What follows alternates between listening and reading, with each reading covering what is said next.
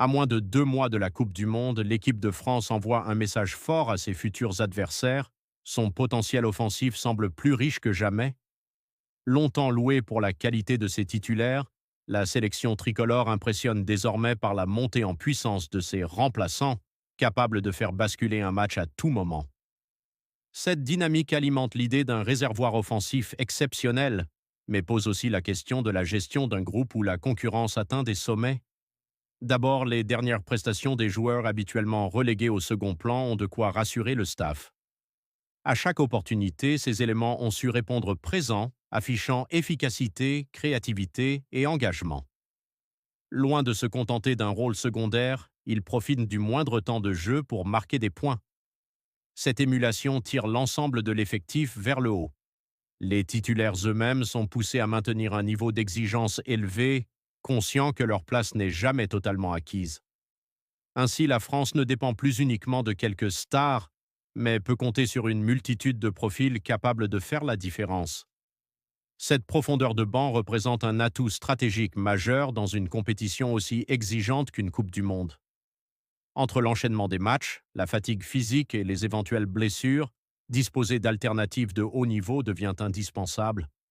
Les remplaçants offrent des solutions variées, permettant d'adapter le jeu en fonction de l'adversaire ou du scénario d'une rencontre.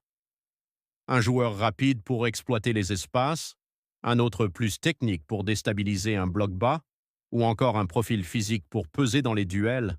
Cette diversité constitue une arme redoutable. Elle permet également de maintenir une intensité constante tout au long du tournoi. Cependant, cette abondance de talent n'est pas sans poser certains défis. La gestion des égos devient un enjeu central pour le sélectionneur. Tous ces joueurs, performants et ambitieux, aspirent légitimement à une place de titulaire. Il faut donc trouver le juste équilibre entre concurrence et cohésion. Une rotation mal comprise ou un statut jugé injuste pourrait fragiliser l'harmonie du groupe. Le rôle du staff est alors essentiel pour instaurer un climat de confiance où chacun se sent impliqué et prêt à contribuer, quel que soit son temps de jeu. Par ailleurs, la multiplication des options peut parfois compliquer les choix tactiques. Trop d'alternatives peut mener à des hésitations ou à un manque de continuité dans les compositions. Le sélectionneur devra donc faire preuve de clarté et de constance dans ses décisions afin de donner des repères solides à son équipe, tout en exploitant au mieux cette richesse offensive. En définitive, les performances des remplaçants confirment que l'équipe de France possède un réservoir offensif impressionnant, capable de faire la différence à tout moment. Si cette profondeur constitue un avantage indéniable dans la course au titre, elle exige également une gestion fine pour préserver l'équilibre du groupe. Bien maîtrisée, cette concurrence pourrait bien être l'une des clés du succès des Bleus lors de la prochaine Coupe du Monde.